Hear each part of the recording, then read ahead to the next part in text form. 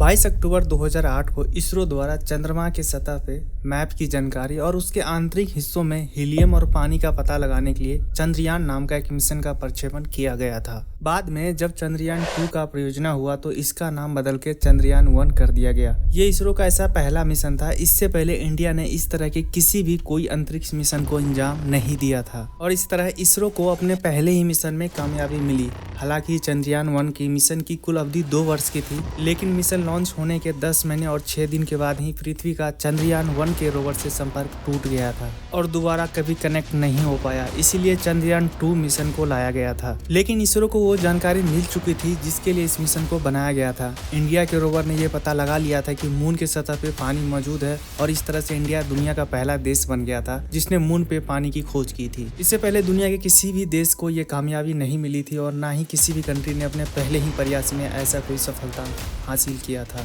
ये कोई छोटी मोटी सफलता नहीं थी। इंडिया दुनिया का ऐसा चौथा देश बन चुका था जिसका झंडा चांद के सतह पे चमक रहा था। लेकिन ये मिशन एक इम्पैक्ट लैंडिंग के आधार पे किया गया था। इस तरह के मिशन में हम चंद्रमा से कुछ वापस नहीं ला सकते थे, लेकिन वो डाटा हमें मिल चुकी थी जिसके आधार पे हमने प्रूव कर दिया था कि चांद पे पानी मौजूद है। लेकिन दोस्तों ऐसा ही करने में अमेरिका को 13वीं बार और यूएसएसआर को 6ठी बार में सफलता मिली थी। अब सोचिए कि हमारा देश कितना महान है और चंद्रयान और मंगलयान को अपने पहले ही मिशन में कामयाबी मिल गया था। चंद्रयान 1 को 2008 में लॉन्च किया गया था और 2008 में ही इसरो और रोसकॉस्मोस के बीच में एक हस्ताक्षर हुआ था। ये हस्ताक्षर चंद्रयान 2 मिशन को लेकर के था और इसका नेतृत्व खुद तत्कालीन प्रधानमंत्री डॉक्टर मनमोहन सिंह कर रहे थे। चंद्रयान 2 का बजट चंद्रयान 1 के मुकाबले 3 गुना ज्यादा था। फिर भी ये मिशन क्यों फेल हो गया, इसके पीछे की रीजन क्या था और ऐसी क्या वजह है जो चंद्रयान 3 को कामयाब बनाएगी, आज मैं आपको इस वीडियो में यही बताने वाला हूँ। दोस्तों चंद्रयान 2 एक सॉफ्ट लैंडिंग मिशन था। इस तरह के मिशन में 3 चीजों का इस्तेमाल किया जाता है। पहला होता है ऑर्बिटर, लैंडर और रोवर। ऑर्बिटर का मेन काम होता है कि वो पेलोड को स्पेस ट्रैवल करके मून की कक्षा तक पहुंचा दे। उसके बाद जो काम स्टार्ट होता है वो होता है लैंडर का। इसका काम होता है कि वो रोवर को एक सेफ और सॉफ्ट लैंडिंग करवाए जिससे इसे किसी भी तरह का कोई नुकसान ना पहुंचे। और जो तीसरा यंत्र होता है जिसे हम रोवर कहते हैं, इसका मेन काम होता है कि चंद्रमा के सतह से वहां से मिट्टी और रासायनिक और प्राकृतिक तत्वों का विश्लेषण करके सारे डेटा को लैंडर तक पहुंचाना और लैंडर के माध्यम से वो पृथ्वी से कम्युनिकेशन करता है। यदि चंद्रयान 2 मिशन सक्सेसफुल होता तो वो रोवर लैंडर को कुछ ऐसे सैंपल देता, फिर वो वापस सैंपल पृथ्वी पे लाया जा सकता था, लेकिन ऐसा नहीं हुआ। लैंडर को बनाने की तकनीक उस समय हमारे पास नहीं थी, हम उस पर अभी काम ही कर रहे थे। इसलिए इस मिशन में रशिया को शामिल किया गया था क्योंकि उसके बिना इस मिशन को पूरा नहीं किया जा सकता था। ऐसा इसीलिए था क्योंकि रोवर केवल लैंडर से कम्युनिकेशन कर सकता था और जो चंद्रमा पे इकट्ठा किए गए सैंपल था वो लैंडर के द्वारा ऑर्बिटर तक आता, फिर वो ऑर्बिटर के माध्यम से सारा सैंपल हमारे पास पहुंचता। और इसमें कम्युनिकेशन भी ऐसे ही होता था, रोवर से लैंडर,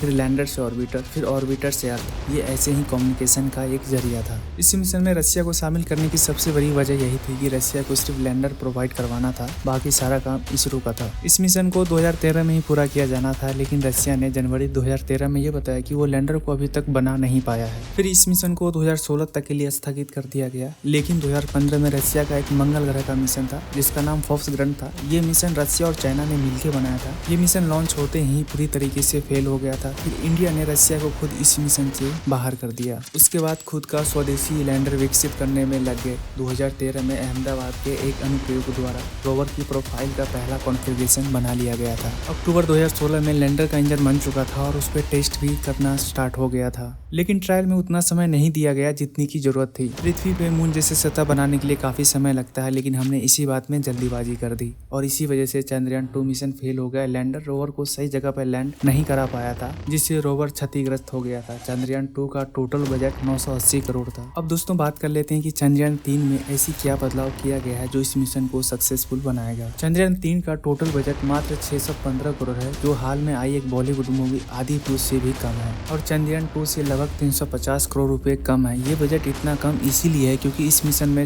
चंद्रयान 2 के समान ही एक लैंडर और एक रोवर है, लेकिन इसमें कोई भी ऑर्बिटर नहीं है। दोस्तों इसका मतलब ये हुआ कि हम मून पर से कोई भी चीज वापस पृथ्वी पे नहीं ला सकते हैं। यह एक सिंगल वे मिशन है। अब ये जान लेते कि चंद्रयान 3 मिशन को क्यों लाया गया था, इसके पीछे की मकसद क्या है। दोस्तों चंद्रयान 3 को बनाने के पीछे के 3 मेन रीजन है। सबसे पहला रीजन ये है कि पेलोड को मून के सतह पे सॉफ्ट लैंडिंग करवाना। चंद्रयान 2 मिशन इसलिए फेल हो गया था क्योंकि हम सॉफ्ट लैंडिंग नहीं करा पाए थे। अगर चंद्रयान 3 सॉफ्ट लैंडिंग सफलतापूर्वक कर लेता है तो वो चाइना, रशिया और यूएसए जैसे कंट्री में हमारा देश शामिल हो जाएगा। और इस मिशन का दूसरा उद्देश्य ये है कि रोवर को चंद्रमा के सतह पर संचालित करना और चंद्रमा के सतह को बेहतर ढंग से समझने के लिए वहाँ वहां से रासायनिक और प्राकृतिक तत्वों को डाटा तैयार करके पृथ्वी तक पहुंचाना। और यही चंद्रयान 3 का तीसरा भी मिशन है। चंद्रयान 3 के लैंडर में बहुत सारे बदलाव किए गए हैं जो इसे सॉफ्ट लैंडिंग कराने में मदद करेगी। चंद्रयान 2 के लैंडर में 5 थ्रस्टर का उपयोग किया गया था, लेकिन चंद्रयान 3 के लैंडर में केवल 4 थ्रस्टर का उपयोग किया गया है। लैंडिंग से पहले मून की सतह को सही तरीके से परखने के लिए इसमें एक लेजर डॉपलर वेलोसिमीटर नाम का एक सेंसर लगा हुआ है जो मून की सतह की कठोरता को जांचेगा और वहां पे ये भी चेक करेगा कि कोई भूकंप तो नहीं हो रही है। और सॉफ्ट लैंडिंग कराने वाले सॉफ्टवेयर मार्गदर्शन में भी काफी सारे बदलाव अपडेट किए जा चुके हैं। चंद्रयान 3 अभी तक पृथ्वी के चक्कर लगा रहा है और ये 5 अगस्त 2023 तक पृथ्वी की कक्षा में ही चक्कर लगाता रहेगा। उसके बाद ये मून की ग्रेविटी इसे अपनी ओर खींच लेगी और 5 अगस्त 2023 से 23 अगस्त 2023 तक ये मून के चक्कर लगाता रहेगा। उस समय इसकी स्पीड 1 किलोमीटर पर सेकेंड होगी। उसके बाद ये मून के सतह पे सॉफ्ट लैंडिंग करेगा और हम सबको उम्मीद है कि ये मिशन सक्सेस होगी। फिर से हमारे देश का तिरंगा मून के सतह पे चमकेगा। सो फ्रेंड, आज के लिए बस इतना ही। आपको ये जानकारी कैसी लगी आप अपनी राय साझा कर सकते हैं नीचे कमेंट करके। और द इंडियन क्रिटिक्स चैनल को सपोर्ट करना चाहते हैं तो इस वीडियो को लाइक कीजिए, चैनल को सब्सक्राइब कर लीजिए और बेल आइकन को प्रेस कर लीजिएगा। और जाते जाते आप सबसे एक सवाल, चंद्रयान 3 के रोवर और लैंडर का नाम क्या है? जवाब नीचे कमेंट में दे सकते हैं। मिलते हैं नेक्स्ट वीडियो में। Thanks for watching.